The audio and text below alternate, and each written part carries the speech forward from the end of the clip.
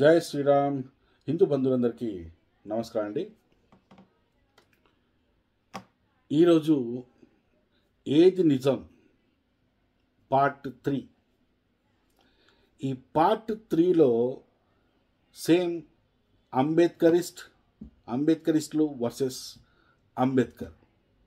ఇదే వీళ్ళది. ఆల్రెడీ నిన్న పార్ట్ 2లో అంబేద్కర్ గారిని దేవుడు అని చెప్తున్న అంబేద్కరిస్టులు అవసరమైతే అంబేద్కర్ని కూడా పక్కన తీసి పెట్టేస్తారు అన్న విషయాన్ని మనకు స్పష్టంగా అర్థమైపోయింది. సో ఈరోజు చెప్పేది దాంట్లో కూడా సేమ్ అదే కోవా అంబేద్కరిస్టుల యొక్క సేమ్ నిన్న చెప్పిన వీడియోలాగానే వాళ్ళ బిహేవియర్ ఉంటుంది. సో వాళ్ళ పేరుకు మాత్రమే అంబేద్కర్ని దేవుడు మా తండ్రి అంటారు, కానీ ఆయన చెప్తున్న ఆచరణలకు వీళ్ళ బ్రతుకు కోసం వీళ్ళకు అడ్డొస్తే మాత్రం దాన్ని అడ్డుకోవడానికి సిద్ధంగా ఉంటారు అన్నమాట వీళ్ళు. సో ఒక్కసారి పార్ట్ 3 ఈ వీడియో రక్షణ టీవీ అనే ఛానల్లో ఒక డిబేట్ రూపంలో జరిగింది.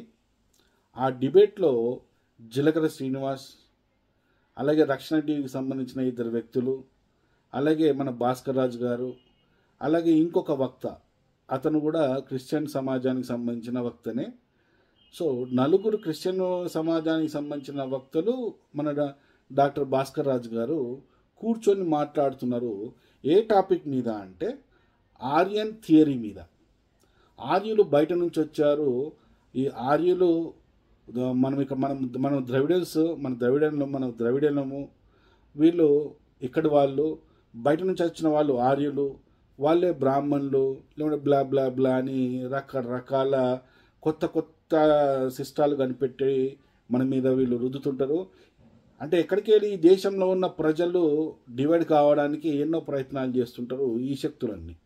అందులో ఈ అంబేద్కరిస్టులు ముందు వరుసలో ఉంటారనమాట.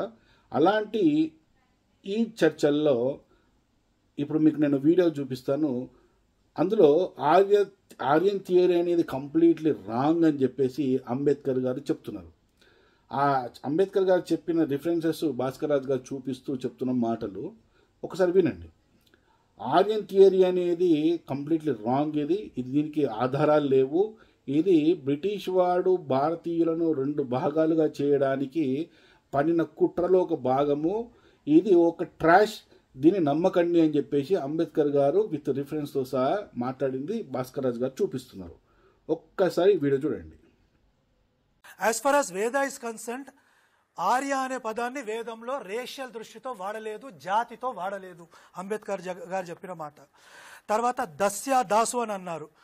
బయట నుంచి దస్యు అంటే ఆర్యులు అనేవాడు ఇండియాకు వచ్చినట్టు ఎగ్జాక్ట్లీ వేదాస్లో ఆర్యన్ అంటే పదము జాతి అంటే నామవాచకం కాదు, అంటే ఒక జాతిని ఉద్దేశించి చెప్పిన మాట కాదు, అది గౌరవంగా పిలిచిన ఒక మాట అని చెప్పేసి అంబేద్కర్ గారు చెప్తున్నారు. ఆర్య జాతి కాదు, జాతి అంటే ఎక్కడి నుంచి వచ్చింది అన్నట్టు కాదు. ఆర్య అంటే ఏంటంటే ఆర్యపుత్ర అంటే ఒక గౌరవంగా పిలవడానికి ఉద్దేశించిన పదమే ఆర్య అని చెప్పేసి అంబేద్కర్ గారు చెప్తున్నారు అన్నమాట. లేదు అంబేద్కర్ గారు చెప్పిన మాట. తర్వాత వాళ్ళు పోట్లాడుకున్నారు, ఆర్యులు ద్రవిడులని అణిగొతొక్కారు. ఇది రేషియల్ కాన్ఫ్లిక్ట్ కాదు, అంబేద్కర్ గారు చెప్పిన మాట. తర్వాత మిలిటరీ కాంట్రాస్ట్ లాంటిది లేదు అని అంబేద్కర్ గారు చెప్పారు. తర్వాత ఇంకో మాట చెప్పారు, ఈ ఆర్య ద్రవిడ సిద్ధాంతం ఎప్పుడో చచ్చిపోవాల్సింది, కానీ ఈ రోజుకి కూడా బతికుందంటే దానికి కొందరు దుర్మార్గులైన బ్రాహ్మణులు కారణం, కొందరు దళితులు కారణమని ఆయన చెప్పారు ఆయన మాటలలో. ఏం కన్క్లూడ్ చేశారు అంబేద్కర్ గారు అంటే, వేదాలకు సంబంధించిన వారికి ఆర్య జాతి అనేది లేదు, ఆర్యులు ఎక్కడి నుంచో దండయాత్ర చేసి దస్యులని చంపారు అని వేదంలో లేదు, తర్వాత వీళ్ళంతా రేషియల్ డిస్టింక్షన్ అనేది లేదు. ఇది అంబేద్కర్ గారు చెప్పిన కన్క్లూజన్ ఆయన పుస్తకాలు. సో అంబేద్కర్ గారు స్పష్టంగా చెప్పారంటే ఈ ఆర్యన్ థియరీ అనేది ఒక మిత్, దాన్ని ఎవరు నమ్మద్దు, ఇది ఈ దేశంలో ఉన్న ప్రజలను డివైడ్ చేయడానికి అని చెప్పేసి.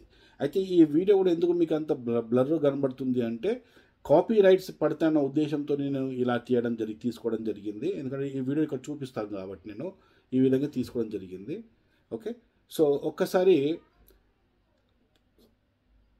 అంబేద్కర్ గారు ఆర్యన్ థియరీని ట్రాష్ అని చెప్పేసి కొట్టి పడేసిండు. కానీ మన అంబేద్కరిస్టుడు మాత్రం, మన జీలకర్ర శ్రీనివాస్ ఉన్నాడు చూడండి, ఆయన ఒక గొప్ప మాట చెప్పబోతున్నాడు. ఒక గొప్ప మాట అంటే చాలా గొప్ప మాట. జాగ్రత్తగా వినండి, జాగ్రత్తగా వినండి. సార్ ఫస్ట్ భాస్కర్ రాజు గారు, మేము ఒక మాట స్పష్టం చేయదలుచుకున్నాము. అంబేద్కర్ గారు రాసినవన్నీ ఫైనల్ కాదు. సో నమస్కారం సార్. తప్పకుండా వినండి. అంబేద్కర్ గారు రాసినవన్నీ ఫైనల్ కాదు. సో నమస్కారం సార్. తప్పకుండా వినండి. అంబేద్కర్ గారు రాసినవన్నీ ఫైనల్ కాదు. సో నమస్కారం సార్. తప్పకుండా వినండి. అంబేద్కర్ గారు రాసినవన్నీ ఫైనల్ కావండి, మేము నమ్మిందే ఫైనల్ అని జీలకర్ర శ్రీనివాస్ చెప్తున్నాడు. చూడండి, వీళ్ళేం చెప్తారు, అంబేద్కర్ మా దేవుడు, అంబేద్కర్ చెప్పిందే మేము చేస్తాము, అంబేద్కర్ మా తండ్రి అని చెప్తాడు.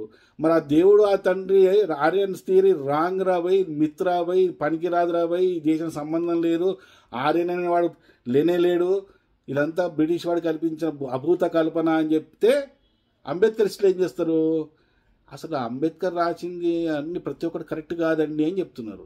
ఎందుకంటే హిందుత్వం మీద పడి ఆర్యులు ద్రవిడులు అని ఒక సిద్ధాంతాన్ని తీసుకొచ్చి దాని మీద బ్రతుకు ఇలాంటి విడగొట్టి బ్రతుకుతుంటుంటేనే వీళ్ళకి డబ్బు అనేది వస్తుంటుంది.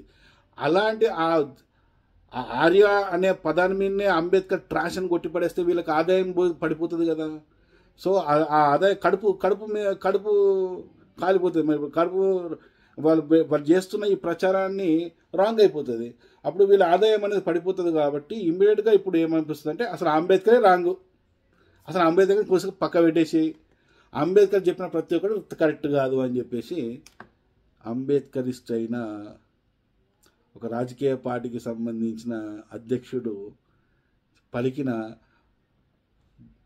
గొప్ప మాటలు అన్నమాట, గొప్ప మాటలు.